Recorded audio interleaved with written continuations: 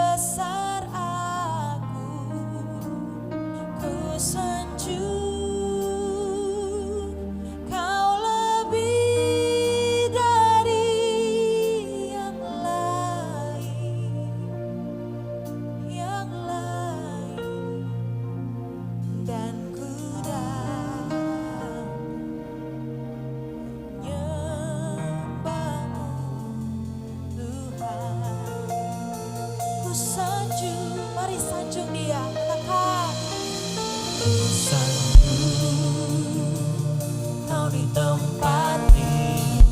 Amin.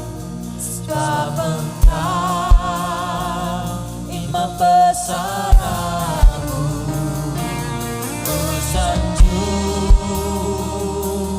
Kau lebih dari yang lain, oh yang lain.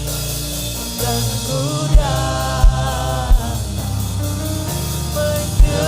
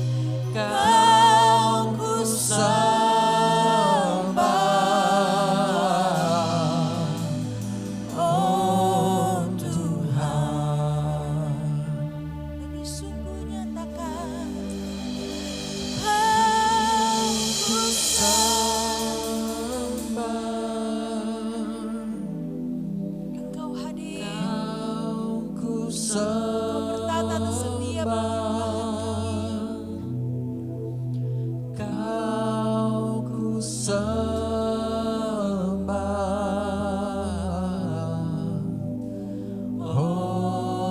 Tuhan,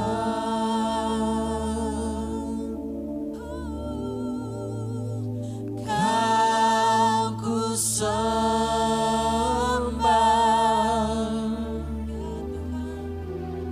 Kau ku sembah,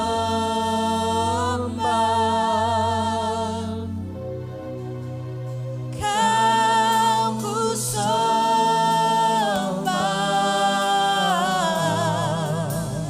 Oh Tuhan, mari sekali lagi nyatakan. Kau ku sembah, segenap hati kami menyembah-Mu.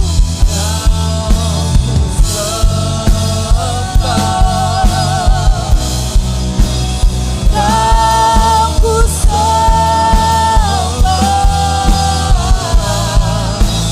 Oh Tuhan, Kau ku sembah. Kau ku sembah. Kau ku sembah.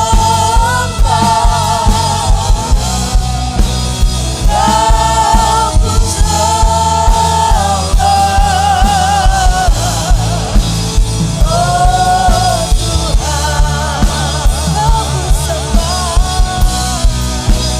Kau ku sembah. Oh Tuhan, Kau ku sembah. Kau ku sembah.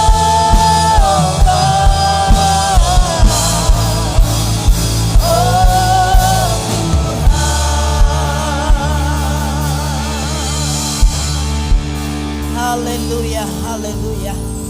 Bapa dalam surga, dalam nama Tuhan Yesus Kristus, berterima kasih buat kesempatan yang masih kami dapatkan sore hari ini untuk beribadah kepada Tuhan. Dan kami menyerahkan ibadah yang disertai dengan perjamuan Tuhan ini dalam tangan Tuhan. Roh Kudus ambil pucuk pimpinan, urapan Tuhan menyertai hamba-hamba Tuhan yang melayani dalam bentuk apa saja. Dan urapan yang sama ada pada jemaat Tuhan yang beribadah kepada Tuhan, supaya baik yang melayani dan yang dilayani sama-sama mendapat berkat dari kebenaran firman Tuhan. Terima kasih Bapa di surga. Kami juga berdoa untuk saudara-saudara kami yang masih dalam perjalanan menuju ke tempat ini. Tuhan sertai, lindungi sampai tiba di tempat ini, dan bersama-sama kami bersukacita untuk memuji-muji nama Tuhan. Kami yakini sesuai janji firman-Mu, di mana 2-3 orang berhimpun atas nama-Mu, Engkau ada di tengah-tengah kami. Dan kami percaya ketika Roh-Mu sudah ada di tengah-tengah kami, maka kuasa kegelapan sudah pergi dari tempat ini. Itu sebabnya dengan kebebasan kami akan beribadah kepada Tuhan. Terima kasih Bapa di surga. Kami buka ibadah yang diberkati Tuhan ini dalam nama yang ajaib, yaitu nama Tuhan Yesus Kristus. Haleluya. Amin. Silakan duduk Bapak Ibu. Shalom jemaat GBP Sawahan. Shalom. Bapak Ibu boleh silakan duduk. Kita mau tinggikan Tuhan sebab hari ini adalah harinya Tuhan. Amin. Setiap orang yang bersuka cita, mari naikkan pujian yang terbaik bagi Tuhan kita dengan penuh semangat.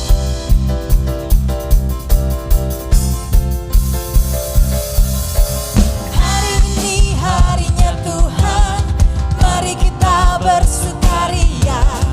Hari ini harinya Tuhan, mari kita bersukaria. Bersuka di dalam Tuhan, bersuka di dalam Tuhan, bersuka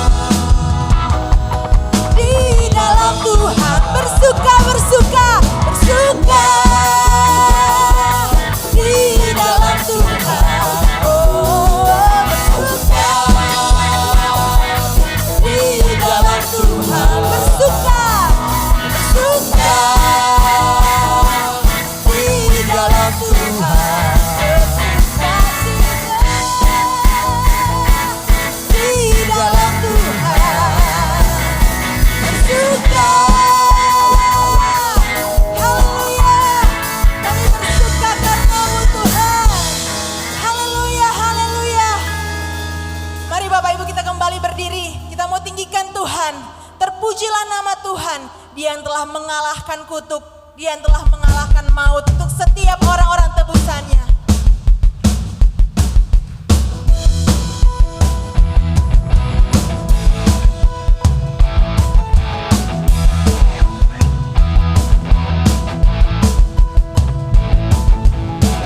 Terpujilah nama-Mu Tuhan, kuat dan penuh kemuliaan. Satu suara kami nyatakan, kebesaran-Mu tetap selamanya. Terpujilah Tuhan, terpujilah nama-Mu Tuhan, ajaib dan penuh keagungan. Satu hati nyatakan, kerajaan-Mu, kerajaan-Mu kekal selamanya.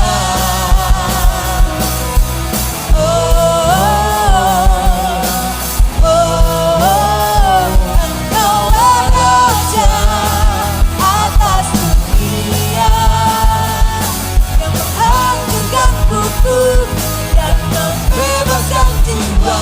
Kami bersorak bertepuk tangan, Engkau Tuhan percaya dan meminta untuk selamanya.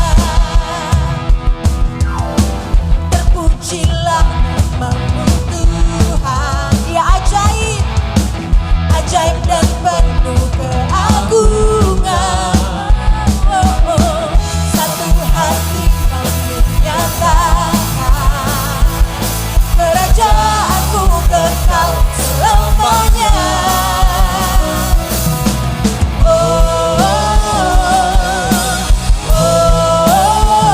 Engkaulah Raja atas dunia, yang menghancurkan kutuk dan membebaskan jiwa. Kami bersorak bertepuk tangan, Engkau Tuhan percaya dan meminta untuk. Engkaulah Raja atas dunia, Dia yang membebaskan jiwa. Kami bersorak bertepuk tangan, Engkau Tuhan percaya dan meminta untuk. Engkaulah Raja atas dunia, yang menghancurkan kutuk dan membebaskan jiwa. Engkaulah Raja atas dunia, Dia yang menghancurkan kutuk. Amin.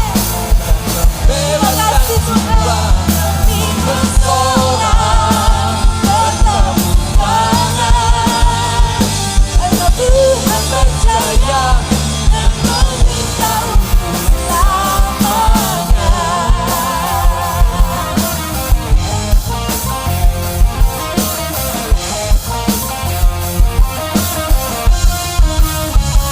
Haleluya. Suara-suara yang paling dahsyat bagi Tuhan kita. Haleluya, haleluya. Silakan duduk Bapak Ibu.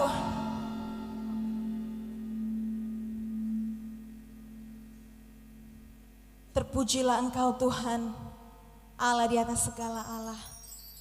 Allah Juru Selamat kami yang telah menghancurkan kutuk dan membebaskan setiap kami.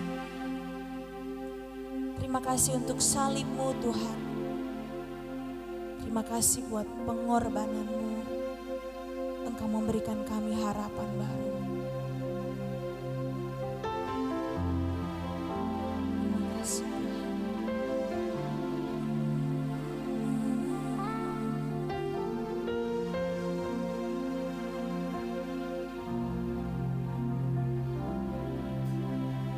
Hanya Kau Tuhan di hidupku, Kau berikan hidup yang baru. Darah-Mu hatiku, ku nyatakan Kaulah segalanya. Engkaulah sumber pengharapan, kuasa-Mu sanggup menyembuhkan. Jiwaku pun berserah hanya kepadamu, Yesus, Kaulah segalanya. Karena salib-Mu ku hidup, karena salib-Mu ku menang. Engkau yang berkuasa, sanggup untuk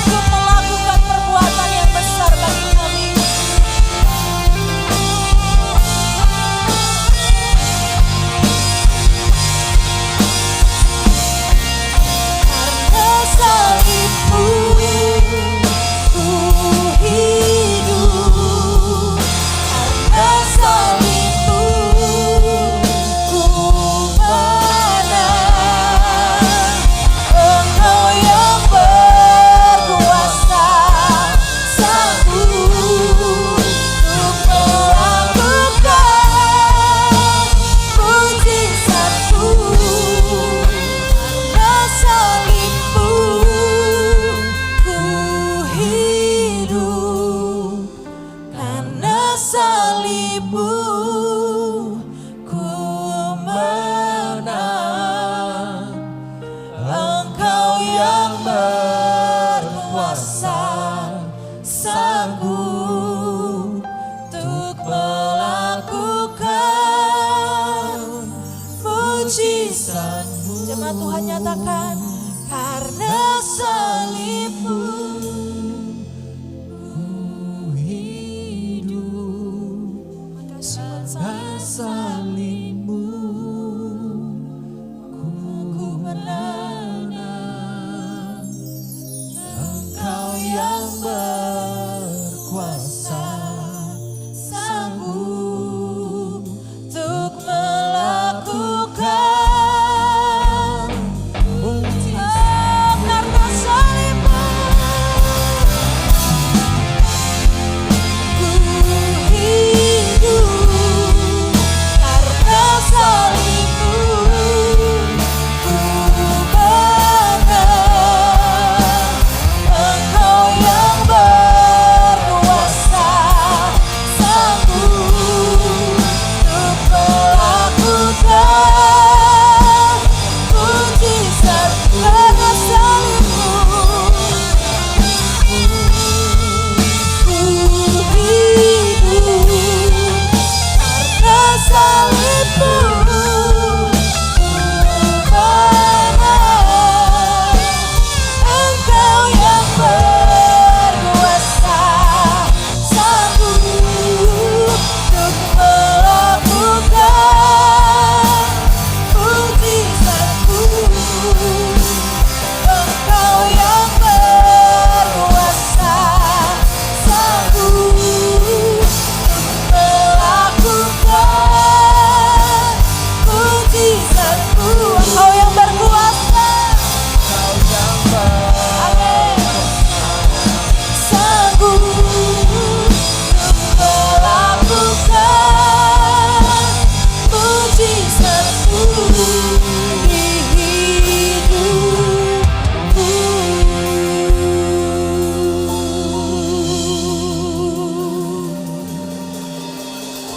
Bapa, kami bersyukur Tuhan buat salib-Mu terlalu mahal. Terima kasih buat setiap darah yang telah tercurah bagi kami Tuhan. Terima kasih, terima kasih Tuhan, terima kasih Tuhan.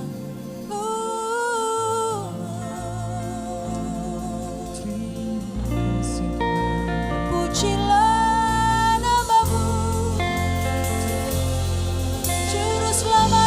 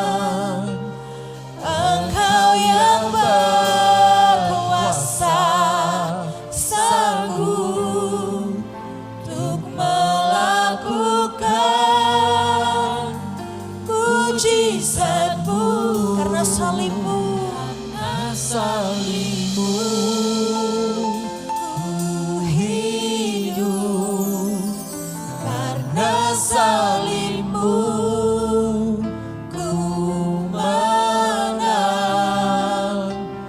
Engkau yang berkuasa, sanggup untuk melakukan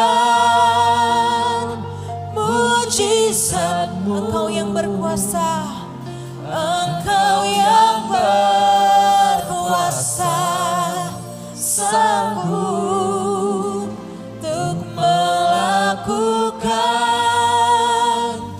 mujizat. Engkau yang berkuasa, Engkau yang berkuasa, sanggup untuk melakukan mujizat-Mu di hidupku.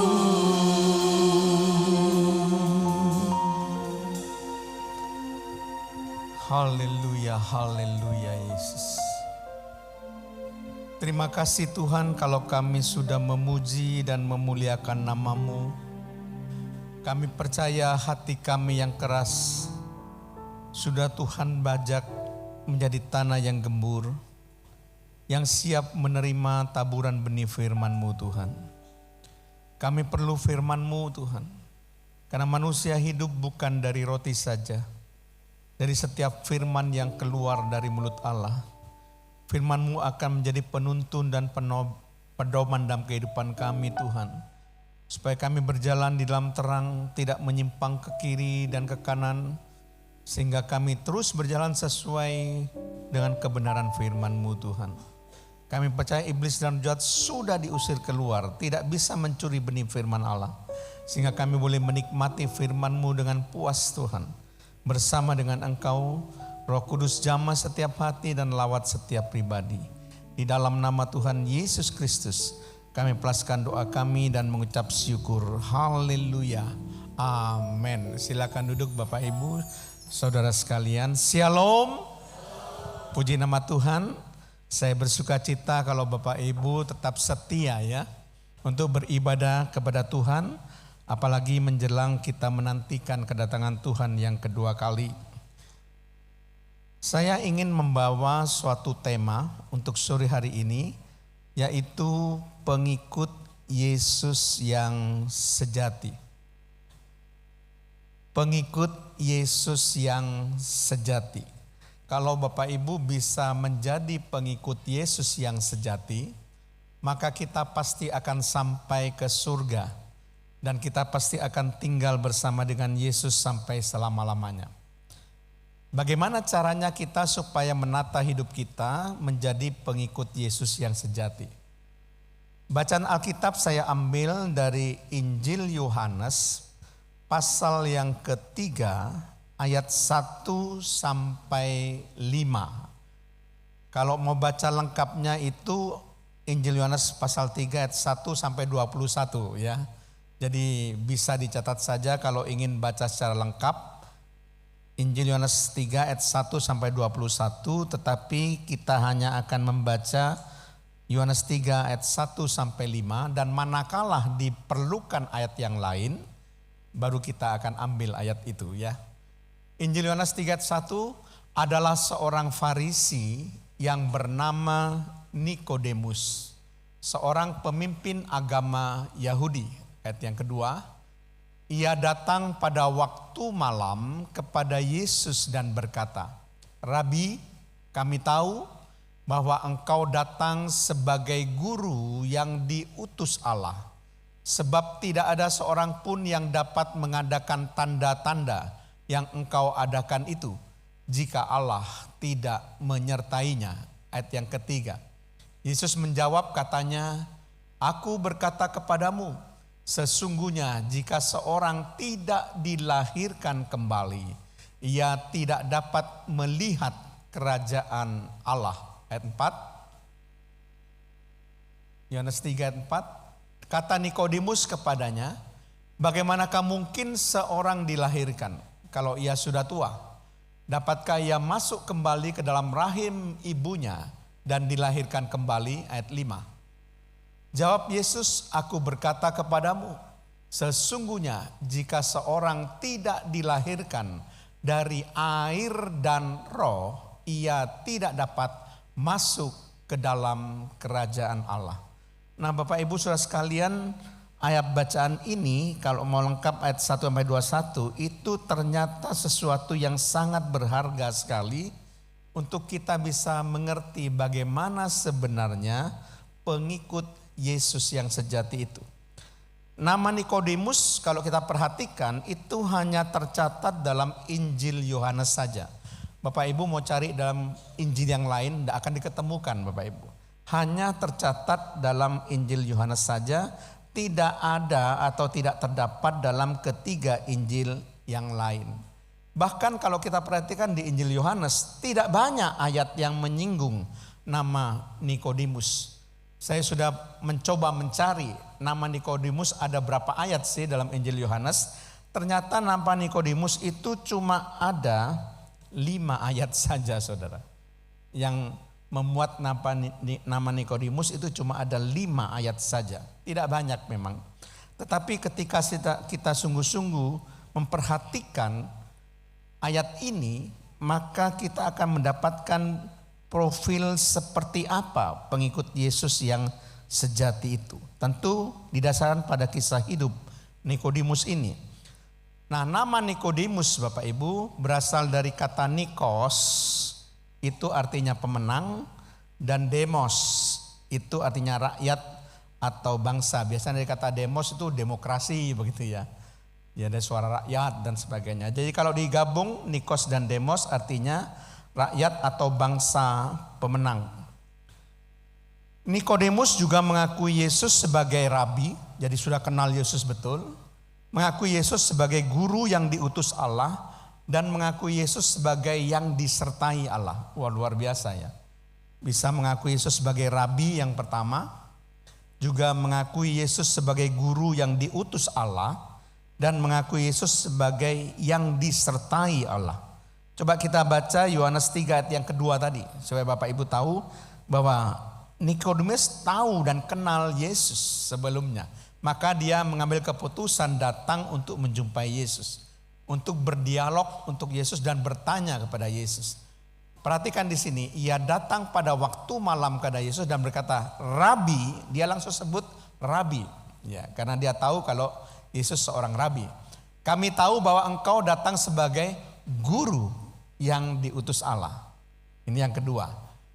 Sebab tidak ada seorang pun yang dapat mengadakan tanda-tanda yang engkau adakan jika Allah tidak menyertainya. Juga yang disertai Allah. Sehingga bisa membuat berbagai macam tanda-tanda mujizat. Kalau tidak disertai Allah tidak mungkin bisa membuat tanda-tanda mujizat. Jadi penghargaan yang begitu tinggi di mana Nikodemus itu menempatkan Yesus itu ada di atas dirinya. Mengakui sebagai rabi, sebagai guru yang diutus Allah dan sebagai yang disertai Allah. Nah, kalau kita mau lihat siapakah sebenarnya Nikodemus ini, boleh saya katakan paling tidak 3 lah ya. 3 hal yang perlu dimengerti tentang Nikodemus. Yang pertama, Nikodemus adalah seorang Farisi, itu jelas. Karena ayat pertama sudah kita bacakan tadi bahwa di situ adalah seorang Farisi yang bernama Nikodemus, seorang pemimpin agama Yahudi. Jadi Nikodemus ini adalah seorang Farisi, saudara ya. Kita tahu bahwa golongan Farisi itu terkenal karena pengetahuan dan kegigihan dalam menaati setiap detil perintah Taurat. Baik secara tertulis maupun secara lisan. Jadi dalam kepalanya orang Farisi itu sudah hafal kitab Taurat.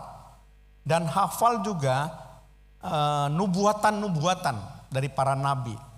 Jadi sejak umur 12 tahun biasanya orang Farisi itu mulai belajar Taurat. Nah, umur 12 tahun saja dituntut untuk menghafal 12 kitab pertama dari Alkitab. Cukup berat saudara ya. Umur 15 tahun hafal seluruh kitab PL. Waduh, saya bayangkan apa ada panas itu otaknya, saudara. 12 tahun, 12 kitab pertama dari Alkitab, 15 tahun seluruh kitab PL. Nah, saudara juga dia harus melengkapi dirinya untuk juga menghafalkan lebih dari 300 nubuatan tentang Mesias. Karena bangsa Israel memang sedang menunggu Mesias yang akan datang. Supaya tahu kalau Mesias akan datang, ya. Tetapi seringkali bangsa Israel menunggu Mesias tapi justru menyalibkan Mesias. Tidak tahu kalau Yesus itu adalah Mesias. Dan dia disalibkan oleh bangsa Yahudi yang sedang menunggu Mesias. Nah, ini ironis, saudara. Belajar banyak tentang nubuatan Mesias, tapi orang Farisi ahli Taurat tidak tahu kalau Yesus itu yang disalibkan sebenarnya adalah Mesias. Ya, itu yang kenyataan orang Farisi seperti itu. Dia juga seorang pemimpin agama Yahudi. Boleh dikatakan Nikodemus sebagai anggota Sanhedrin namanya. Ada terjemahan lain katakan mahkamah agama begitu ya. Ya, mahkamah agama Sanhedrin ini badan tertinggi pemerintahan atau pengadilan Yahudi di Yerusalem yang terdiri dari 71 anggota. Ada 71 anggota dan Nikodemus salah satu dari 71 anggota ini. Salah satu dari anggota Sanhedrin, ya saudara. Nah, fakta bahwa di antara banyak pemimpin-pemimpin Yahudi yang juga bersimpati kepada Yesus bukan cuma satu loh ya. Bukan cuma Nikodemus yang bersimpati pada Yesus, tapi banyak juga pemimpin Yahudi yang bersimpati kepada Yesus. Tetapi dalam Alkitab ini cuma nama Nikodemus yang disebutkan. Cuma nama Nikodemus, tapi tidak sebutkan nama lain. Itu berarti Nikodemus termasuk salah satu tokoh penting dalam Sanhedrin. Karena cuma nama dia yang disebut. Nama daripada pemimpin agama yang lain yang juga simpati pada Yesus, juga percaya pada Yesus, tapi tidak disebutkan namanya, saudara. Cuma nama Nikodemus. Jadi bukan cuma Nikodemus ya pemimpin agama Yahudi yang percaya pada Yesus. Karena pemimpin yang lain itu cuma takut dikucilkan saja, tapi percaya, saudara, pada Yesus. Takut dikucilkan oleh rekan-rekan Sanhedrin lain yang tidak percaya. Coba baca saja Yohanes 12 ayat 42. Coba kita baca. Supaya kita tahu bagaimana situasinya. Yohanes 12:42. Namun banyak juga di antara pemimpin yang apa saudara? Percaya kepadanya, percaya kepada Yesus. Tetapi oleh karena orang-orang Farisi mereka tidak mengakuinya berterus terang. Supaya mereka jangan dikucilkan. Jadi rupa-rupanya mereka tidak berani membayar harga, saudara. Nah, kita diharapkan sebagai pengikut Yesus yang sejati harus berani bayar harga seperti Nikodemus. Nanti saudara akan melihat luar biasa Nikodemus ini sebagai pengikut Yesus yang sejati. Ya, dia tidak takut untuk dimusuhi bahkan menjadi lawan daripada teman-temannya satu kelompok Sanhedrin itu, saudara, luar biasa. Nah, kemudian selain orang Farisi, pemimpin agama Yahudi juga disebut sebagai pengajar Israel. Yohanes 3 ayat yang ke-10. Coba kita baca. Yohanes 3 ayat yang ke-10. Yohanes pasal yang ketiga ayat yang ke-10.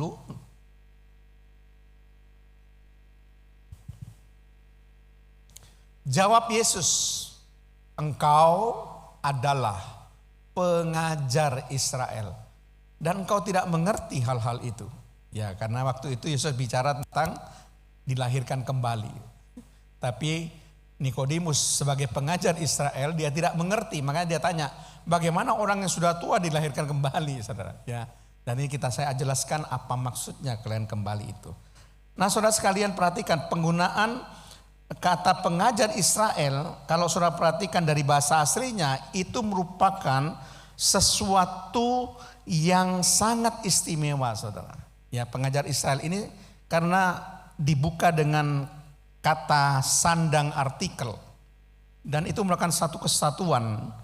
Ya, pengajar Israel itu saya nggak bicarakan secara bahasa Yunaninya, pokoknya dibuka dengan kata sandang, kemudian sebagai pengajar Israel itu merupakan satu paket istimewa begitu ya. Jadi banyak penafsir mengatakan Nikodemus bukan pengajar yang sembarangan atau pengajar yang kacangan, karena penyebutan bahasa aslinya demikian. Sangat luar biasa, saudara. Jadi dia selalu dipandang sebagai ahli kitab suci, pengajar Israel yang terpandang. Dan dia punya pengetahuan yang banyak, saudara, sebetulnya. Maka ketika dia berdialog dengan Yesus, kata pertama dikatakan, Rabi, kami tahu. Oh, itu gak sembarang loh kata-kata kami tahu ya. Saudara kalau belajar dengan Yesus, berdialog dengan Yesus, katakan kami tahu engkau. Wah, ini berarti pengetahuannya luar biasa luas, saudara ya. Karena dia memang seorang pengajar. Cuma untuk istilah dilahirkan kembali ini yang di Nikodemus tidak tahu. Nikodemus telah melihat banyak mujizat yang telah dilakukan Yesus dan telah mendengar ajaran-ajaran Yesus sebelum ia mengambil keputusan untuk berjumpa dengan Yesus di waktu malam tadi yang kita baca di Yohanes 3:2b, sebab tidak ada seorang pun yang dapat mengadakan tanda-tanda yang engkau adakan itu jika Allah tidak menyertainya. Perhatikan, berarti Nikodemus tahu bahwa Yesus sudah mengadakan tanda-tanda mujizat di mana Yesus adakan itu. Dan Nikodemus tahu bahwa Allah menyertai Yesus sehingga tanda mujizat banyak dilakukan. Jadi tahu hebat ini Yesus. Kalau enggak, seorang pemimpin agama Yahudi, seorang orang Farisi yang belajar Taurat, dan seorang pengajar Israel kok mau belajar pada Yesus, mau bertanya pada Yesus, karena dia mengakui kehebatannya, menempatkan Yesus lebih tinggi dari dia. Makanya dia mau belajar kepada Yesus. Nah, sekarang kita masuk dalam inti pembahasan kita. Itu sekedar untuk perkenalan tentang siapa Nikodemus itu ya. Paling tidak kita sudah kenal. Ternyata di antara sekian banyak anggota Sanhedrin, cuma Nikodemus yang berani tampil.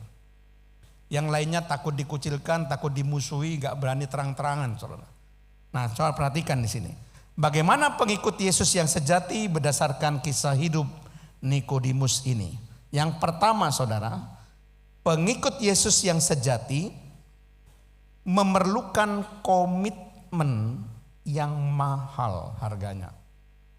Sekali lagi, pengikut Yesus yang sejati memerlukan komitmen yang mahal harganya.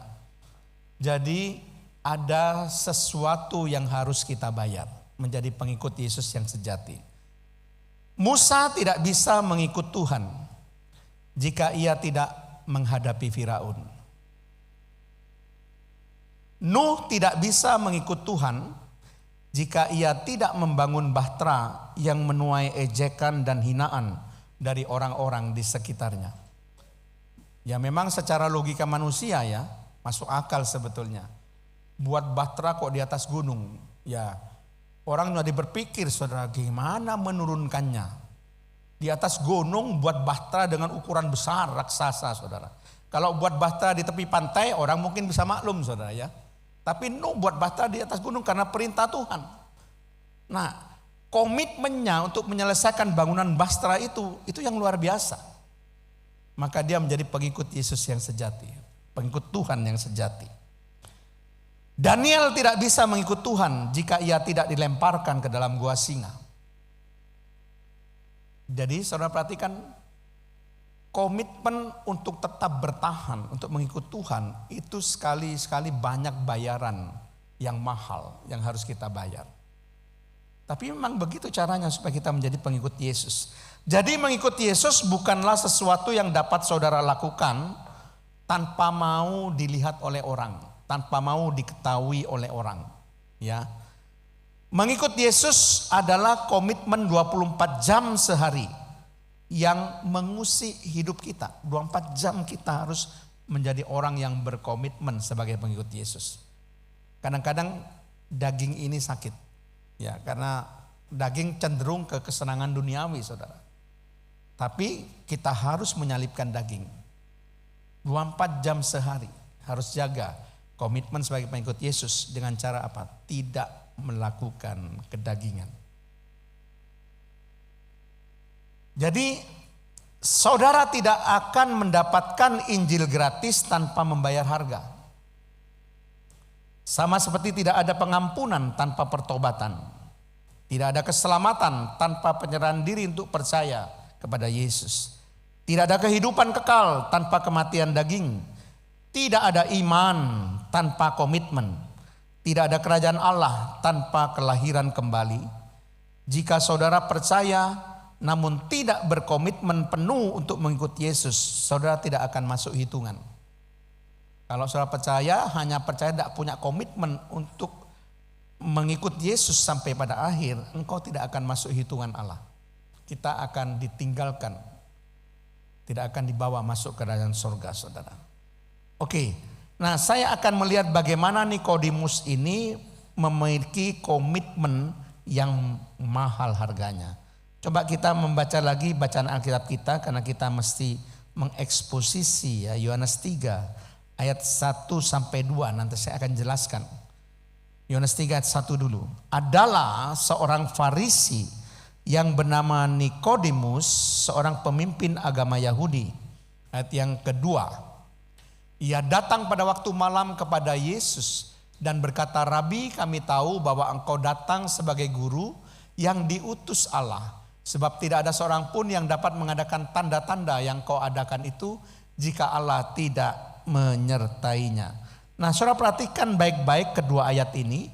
Pada mulanya Nikodemus berjumpa dengan Yesus kapan saudara? Di waktu malam. Pertanyaannya, kenapa Nikodemus memilih waktu yang malam?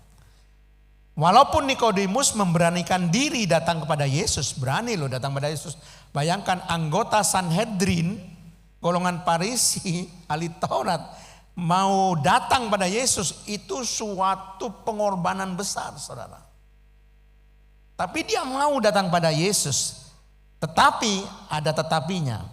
Ia masih memilih datang di waktu malam karena takut diketahui oleh orang-orang Farisi yang lain, saudara.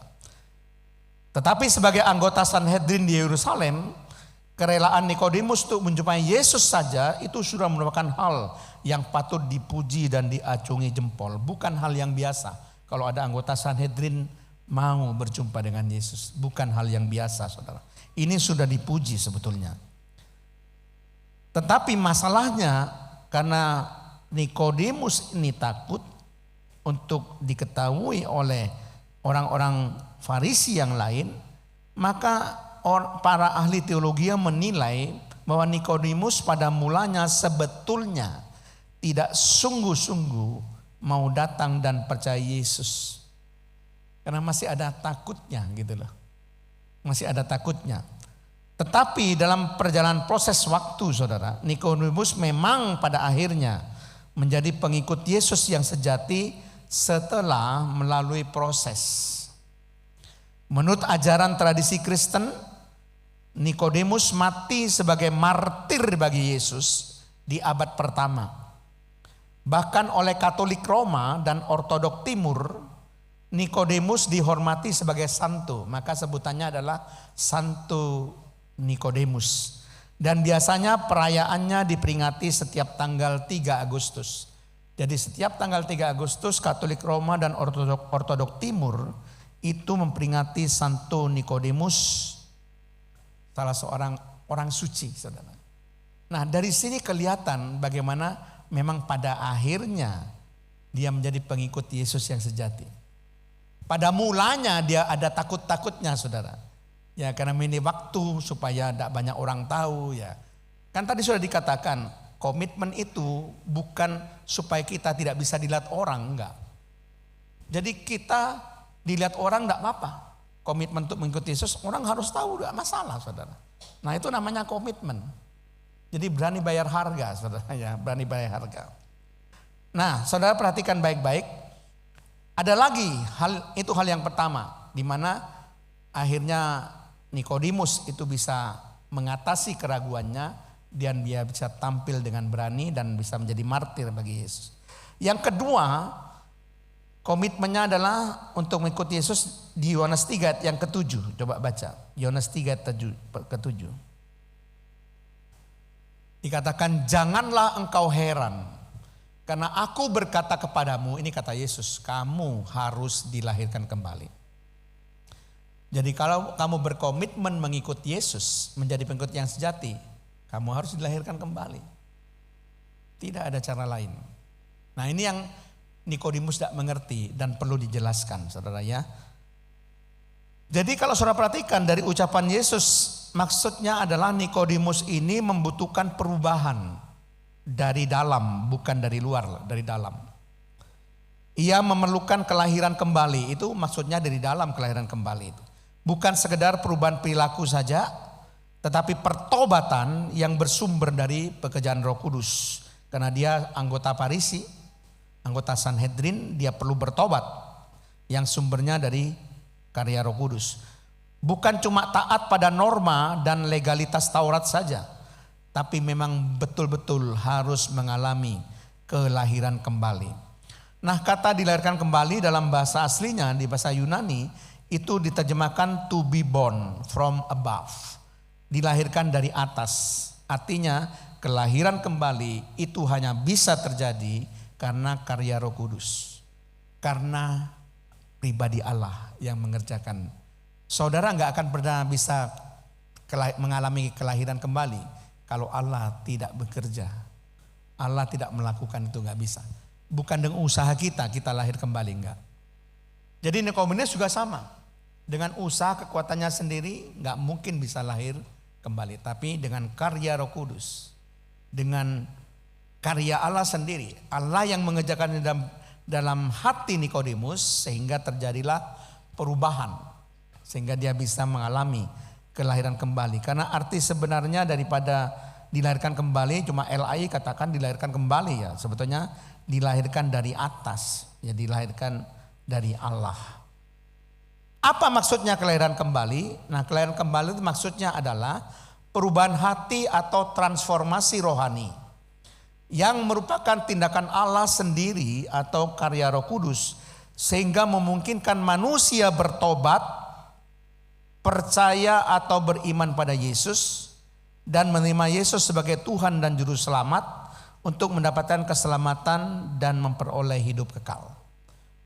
Jadi karya Allah, karya Roh Kudus yang membuat Nikodemus itu mau bertobat, mau percaya beriman pada Yesus, mau menerima Yesus sebagai Tuhan dan Juru Selamat supaya diselamatkan dan memperoleh hidup kekal. Itu kelahiran kembali. Saudara bisa diselamatkan karena saudara mengalami kelahiran kembali. Karena saudara mau bertobat, saudara mau percaya pada Yesus. Saudara mau beriman pada Yesus, mau menerima Yesus sebagai Tuhan dan Juru Selamat, itu berarti saudara sudah mengalami kelahiran kembali. Saudara. Sehingga saudara mendapatkan keselamatan dan hidup kekal. Amin.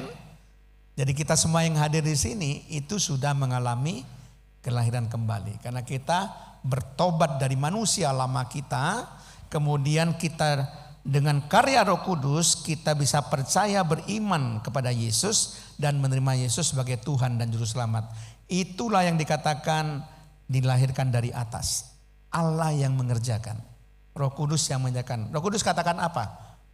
Tidak ada seorang pun yang percaya kepada Yesus kalau bukan oleh Roh Kudus. Perhatikan baik. Coba ditayangkan 1 Korintus 12 ayat yang ketiga. Supaya ini match ya. 1 Korintus 12:3. Karena itu aku mau meyakinkan kamu bahwa tidak ada seorang pun yang berkata-kata oleh Roh Allah dapat berkata terkutuklah Yesus. Dan perhatikan, tidak ada seorang pun yang dapat mengaku Yesus adalah Tuhan selain oleh Roh Kudus. Jadi bukan saya loh saudara, bukan saya. Tapi Roh Kudus yang jamah hati saudara. Sehingga saudara mengaku Yesus sebagai Tuhan. Jadi saudara, saya cuma alat menyampaikan firman. Tapi bagaimana saudara bisa mengaku Yesus sebagai Tuhan? Itu murni mutlak karya Roh Kudus, bukan karya saya. Seorang profesor doktor teologi sekalipun kalau berkhotbah di tempat ini, kalau Roh Kudus tidak bekerja, tidak ada orang bertobat. Tidak akan ada orang bertobat. Kecuali Roh Kudus bekerja. Jamah setiap hati, baru ada pertobatan.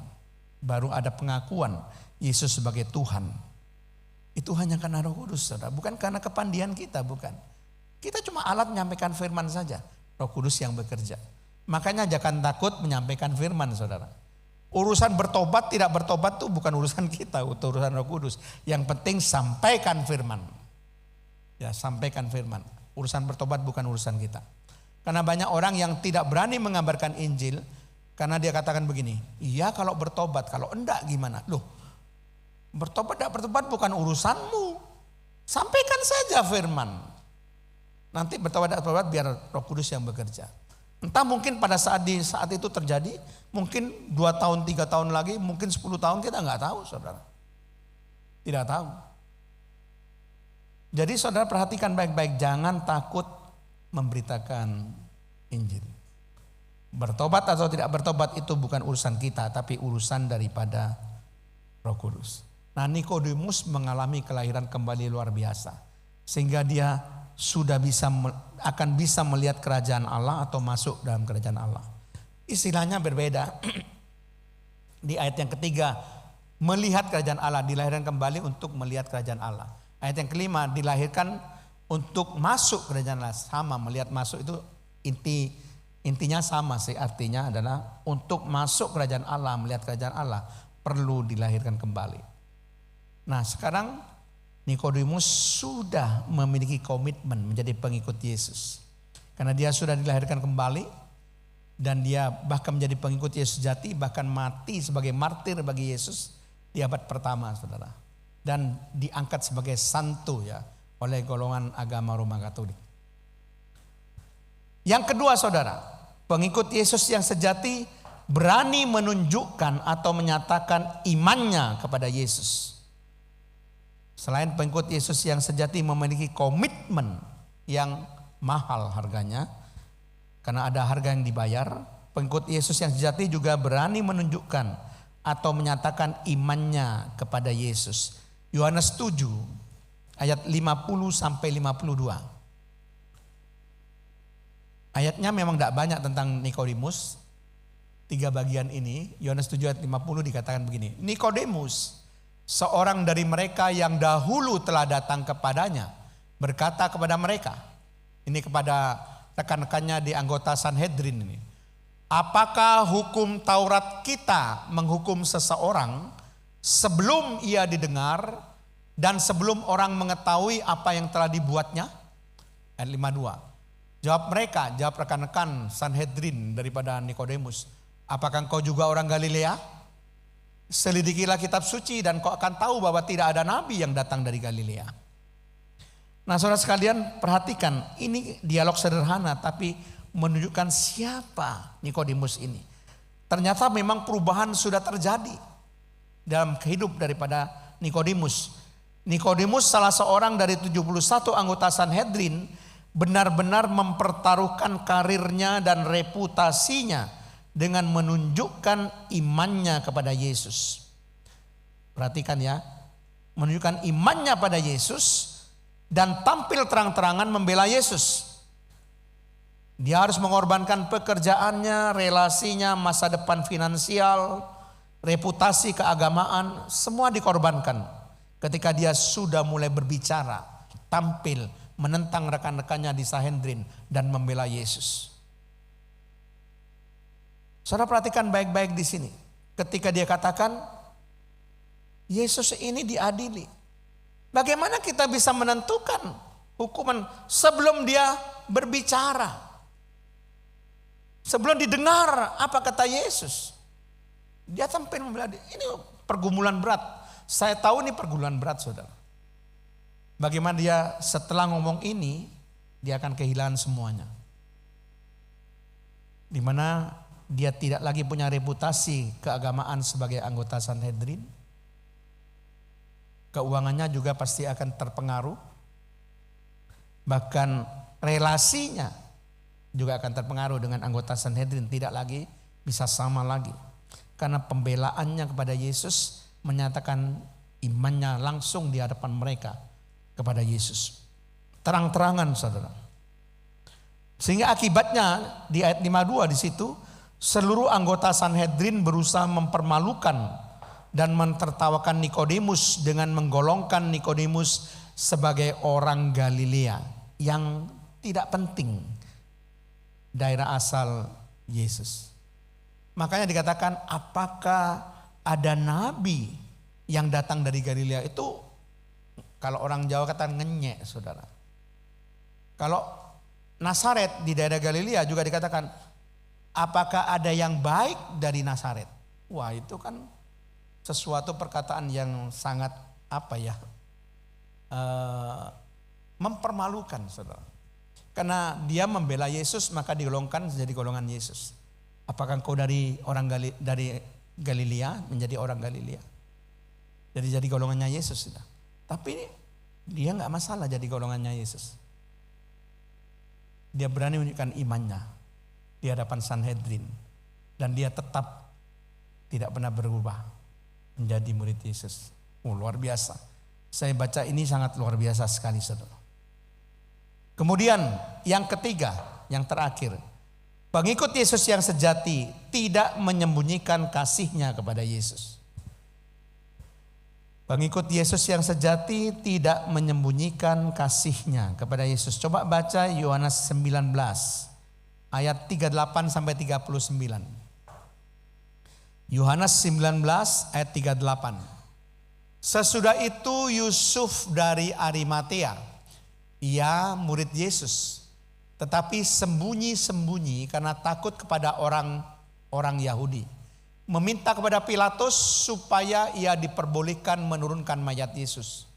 Dan Pilatus meluluskan permintaan itu.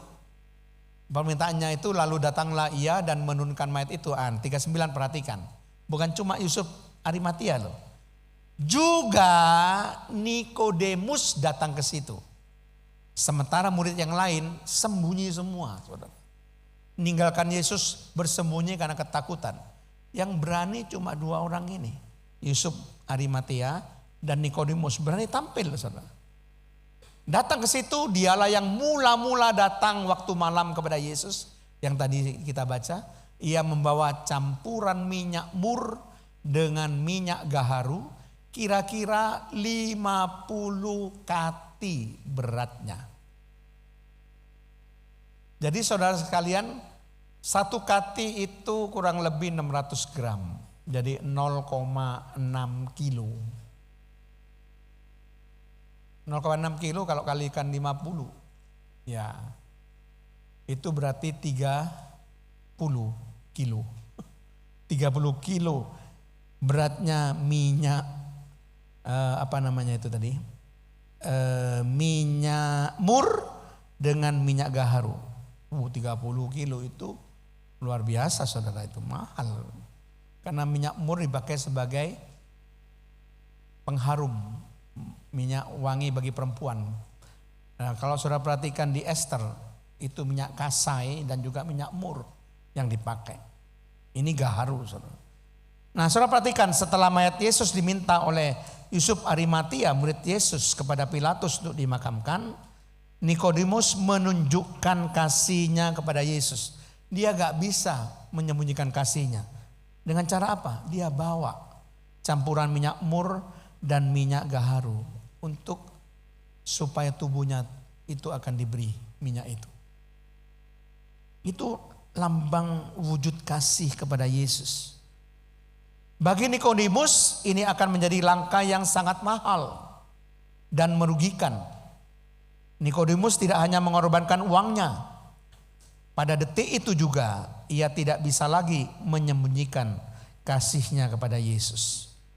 Justru di saat hampir semua murid Yesus telah meninggalkan Yesus dan bersembunyi ketakutan, Nikodemus tampil menunjukkan dirinya bahwa ia mengasihi Yesus dengan berani menanggung segala risikonya. Dan akhirnya ia menunjukkan dirinya sebagai pengikut Yesus yang sejati. Dan menurut ajaran tradisi Kristen, Nikodemus mati sebagai martir di abad pertama. Prosesnya luar biasa indah. Mengalami kelahiran baru, ya, berani membayar harga, berani berkomitmen untuk menjadi pengikut Yesus sejati. Lalu dia yang kedua, dia berani menunjukkan imannya di hadapan anggota Sanhedrin. Luar biasa. Tentu mahal ini. Dan yang ketiga, dia tunjukkan lagi kasihnya pada Yesus dengan membawa minyak mur dan minyak gaharu. Tidak sembunyi-sembunyi lah. Terang-terangan ini loh. Sementara murid yang lain mana? Tidak ada yang muncul. Petrus mana? Tidak ada. Andreas mana? Yohanes nggak ada. Yang muncul cuma Yusuf Arimatia yang punya kuburan baru diberikan pada Yesus. Dan juga Nikodemus yang bawa minyak mur dan minyak gaharu. Jadi saudara, secara review, bagaimana sebetulnya pengikut Yesus yang sejati itu? Pengikut Yesus yang sejati itu seperti apa? Yaitu yang pertama saudara, memiliki atau memerlukan komitmen yang mahal harganya. Yang kedua, pengikut Yesus yang sejati itu berani menunjukkan imannya, ya, berani menunjukkan imannya kepada Yesus. Yang ketiga, pengikut Yesus yang sejati tidak menyembunyikan kasihnya kepada Yesus. Orang lihat nggak apa-apa, ya memang aku mengasihi Yesus. Segala risiko, saudara. Mantan anggota Sanhedrin mengasihi Yesus yang jadi musuh dari Sanhedrin, sehingga dia digolongkan menjadi orang Galilea. Saya harapkan seluruh jemaat Sawahan yang datang sore hari ini semuanya boleh menjadi pengikut Yesus yang sejati. Amin. Beri kemuliaan pada Tuhan kita Yesus Kristus. Kita akan masuk dalam perjamuan suci. Siapkan roti dan anggur untuk saya doakan. Haleluya Yesus. Tuhan, di depan ini ada roti dan anggur. Di dalam nama Bapa, Putra dan Roh Kudus, dalam nama Tuhan Yesus Kristus, berkatilah roti ini dan berkatilah anggur ini. Roti dan anggur yang sudah diberkati dalam namamu bukan lagi roti dan anggur biasa, tetapi roti dan anggur ini mengandung kuasa yang besar. Kalau kami beriman Tuhan, maka kuasa mujizat akan terjadi pada sore hari ini. Yang sakit akan menjadi sembuh. Sedangkan yang terikat kegelapan akan dibebaskan oleh Tuhan. Yang hidup di bawah kutuk akan dimerdekakan menjadi hidup di bawah berkat. Tuhan, kami tahu ada kuasa yang besar. Siapkan hati saudara untuk diselidiki apakah ada dosa yang belum diselesaikan, supaya kita dilayakkan bersekutu dengan tubuh dan darah Yesus. Tuhan, lihat hati kami, lihat hidup kami Tuhan. Kalau kami berdosa kepadamu Tuhan, di dalam nama Tuhan Yesus Kristus, dosa kami yang merah seperti kirmisi, darah Yesus memutihkan seperti salju. Dosa kami yang merah seperti kain kesumba, dalam nama Tuhan Yesus Kristus, darah Yesus memutihkan seperti bulu domba. Engkau sudah mengampuni dosa kami Tuhan, sehingga kami dilayakkan untuk bersekutu dengan tubuh dan darah-Mu. Terpujilah namamu Tuhan, terpujilah namamu. Amin. Kita akan nyanyikan lagu Pada Satu Bukit.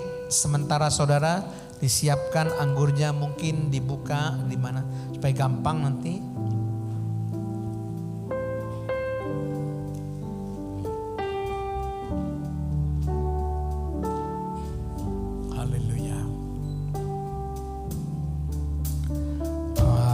Satu bukit jauh dari sini, di sana salib Tuhan berdiri. Haleluya Yesus. Sepotong kayu kasar, tanda dosa besar, di sana Tuhan ku telah mati.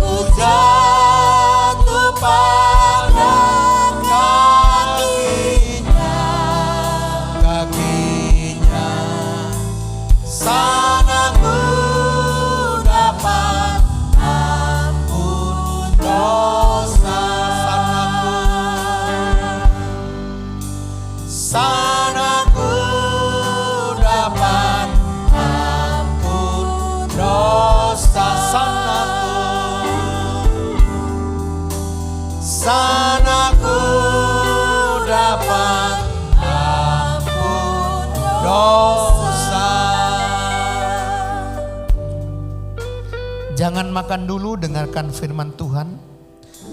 Karena itu hendaklah tiap-tiap orang menguji dirinya sendiri. Dan baru sesudah itu ia makan roti dan minum dari cawan itu. Karena barang siapa makan dan minum tanpa mengakui tubuh Tuhan, ia mendatangkan hukuman atas dirinya. Sebab itu banyak di antara kamu yang lemah dan sakit, dan tidak sedikit yang meninggal.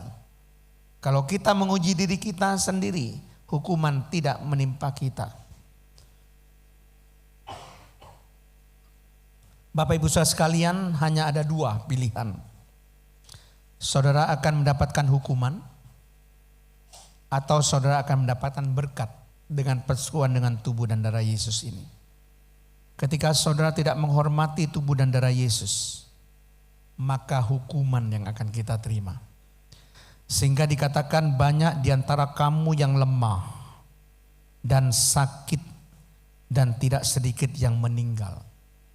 Kalau kita perhatikan secara hermeneutik penafsiran ayat 30 ini berarti secara fisik, bukan rohani. Tubuh saudara akan menjadi lemah. Tubuh saudara akan menjadi sakit. Tubuh saudara akan meninggal kalau engkau tidak menghormati tubuh dan darah Yesus. Mari angkat roti dengan tangan kanan ke atas. Sesudah itu ia mengucap syukur atasnya. Ia memecah-mecahkannya dan berkata, inilah tubuhku yang diserahkan bagi kamu. Perbuatlah ini menjadi peringatan akan aku. Bukankah roti yang dipecah-pecahkan ada persoalan dengan tubuh Yesus? Haleluya. Mari kita makan dengan iman dalam nama Tuhan Yesus Kristus.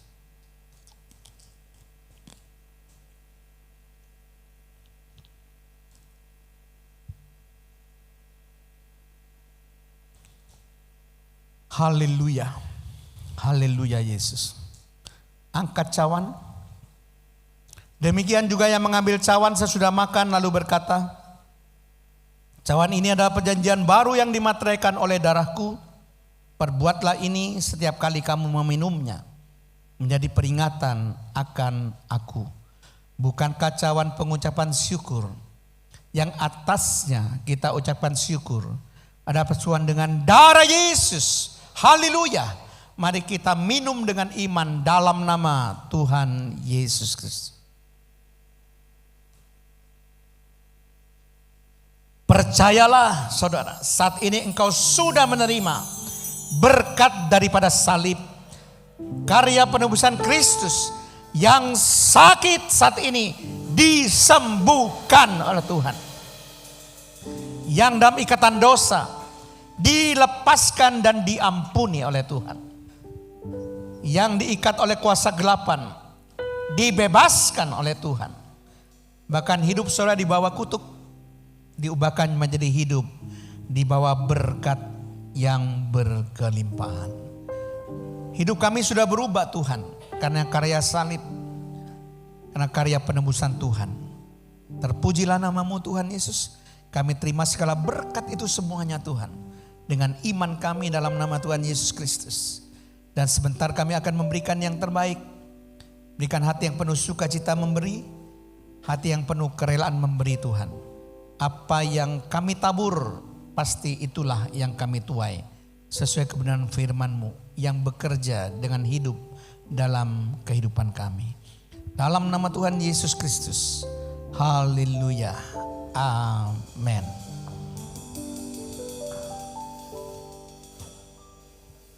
Kita akan memberikan persembahan kepada petugas kolektan, dipersilahkan.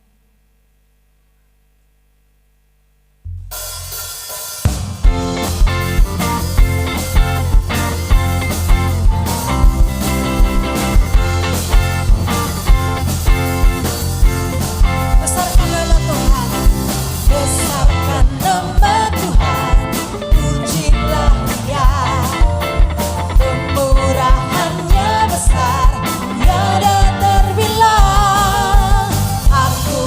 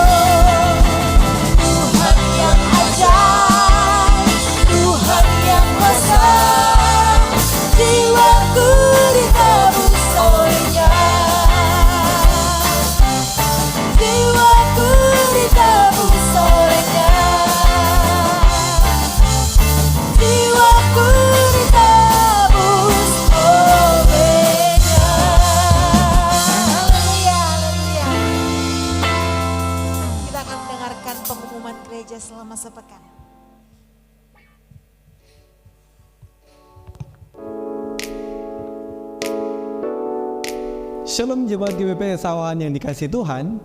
Terima kasih telah hadir dalam ibadah hari ini. Kami akan menyampaikan beberapa pengumuman gereja selama sepekan ke depan. Setiap hari Selasa, pukul 10 pagi akan diadakan ibadah Komisi Perempuan di lantai 1. Pada hari Jumat, mulai pukul 9 hingga pukul 11, akan diadakan doa puasa di lantai 1. Mari bergabung untuk berkumpul dalam doa bersama. Pada hari yang sama, pukul 15, akan diadakan ibadah kaum ibu di lantai 1. Setiap hari Sabtu, pukul 10 pagi, ada rumah doa yang akan dilaksanakan di lantai 5 GBP Sawahan. Mari bergabung dalam ibadah dewasa muda yang diadakan setiap hari Sabtu, pukul 17 di lantai 1. Setiap hari Minggu, ada ibadah raya yang akan diadakan 3 kali, yaitu ibadah raya pagi pukul 6 pagi, ibadah raya Mandarin pukul 9, dan ibadah raya sore pukul 15.30. Ibadah raya hari ini akan disertai dengan perjamuan kudus. Setiap hari Minggu juga ada ibadah sekolah minggu yang diadakan 2 kali, yaitu sekolah minggu pagi pada pukul 8 pagi dan sekolah minggu sore pada pukul 15.30 di ruang sekolah minggu. Bagi para pemuda dan remaja dapat menghadiri ibadah youth pada minggu pagi pukul 10 di lantai 4 dan ibadah teen pada minggu sore pukul 15.30 di lantai 4. GBP Sawahan membagikan berbagai materi konten rohani yang dapat Anda ikuti melalui kanal YouTube GBP Sawahan Official, yaitu setiap pagi, Senin hingga Sabtu ada Manarema. Pada hari Rabu ada pemahaman Alkitab, dan pada hari Kamis ada ibadah KKR. Bagi jemaat yang memerlukan informasi seputar baptisan air, penyerahan anak, pernikahan, atau surat-surat lainnya, serta ingin bergabung dalam WhatsApp grup Jemaat GBP Sawahan, Anda dapat menghubungi kantor gereja GBP Sawahan atau mengirim pesan WhatsApp ke nomor berikut ini. Grup jemaat ini bertujuan untuk memberikan akses langsung ke link ibadah dan materi rohani lainnya, serta memberikan informasi mendadak terkait dengan kegiatan jemaat di GBP Sawahan. Beauty Bridal GBP Sawahan menyediakan koleksi gaun pesta, gaun pengantin, dan jas yang dapat dipinjam. Dibuka setiap hari Senin hingga Sabtu, mulai pukul 9 pagi hingga pukul 12 siang. Dan setiap hari Minggu mulai pukul 8.30 hingga pukul 10 pagi. Untuk informasi lebih lanjut, Anda dapat menghubungi Pendeta Lili Megawati. Demikian informasi dan pengumuman gereja GBP Sawahan selama sepekan ke depan. Tuhan Yesus memberkati.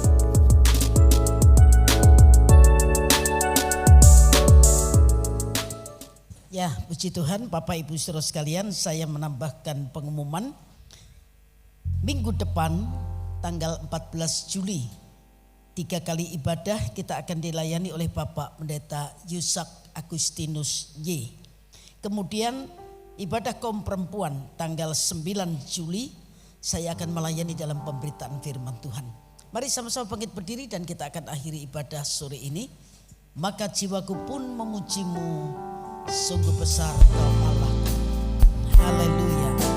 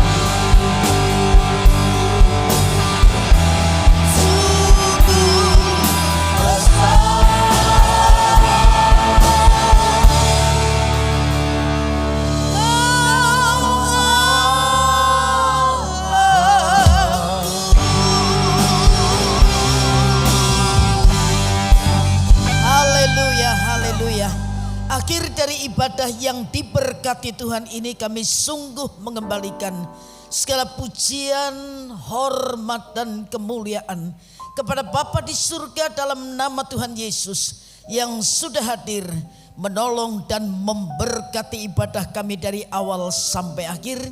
Sore hari ini kami yakini yang melayani dan yang dilayani sudah sama-sama diberkati oleh Tuhan. Jadikan kami pengikut-pengikut Kristus yang sejati sampai kami ketemu Tuhan dan masuk dalam kemuliaan bersama dengan Tuhan. Terima kasih Bapa di surga. Kami berdoa untuk bangsa dan negara kami Republik Indonesia, Bapak Presiden, Wakil Presiden, pejabat di pusat sampai di daerah. Kami umat-Mu terus berdoa biar roh hikmat, roh takut akan Tuhan tetap menguasai pemimpin bangsa kami untuk mengatur Indonesia menjadi negara yang tetap aman sampai pelantikan presiden dan wakil presiden yang baru. Bahkan kalau Tuhan berkenan sampai Engkau datang kembali pada kali yang kedua, supaya kami tetap memiliki kebebasan untuk beribadah kepada Tuhan. Kami yakini Indonesia ada dalam kendali Tuhan, dan kami yakini Indonesia diberkati oleh Tuhan. Terima kasih Tuhan, sebentar kami akan pulang meninggalkan tempat ini. Perlindungan Tuhan sepanjang perjalanan kami mohon. Dijauhkan kami dari orang-orang yang berniat jahat. Lindungi kami sampai kami tiba di rumah kami masing-masing dengan membawa berkat yang penuh daripada Tuhan.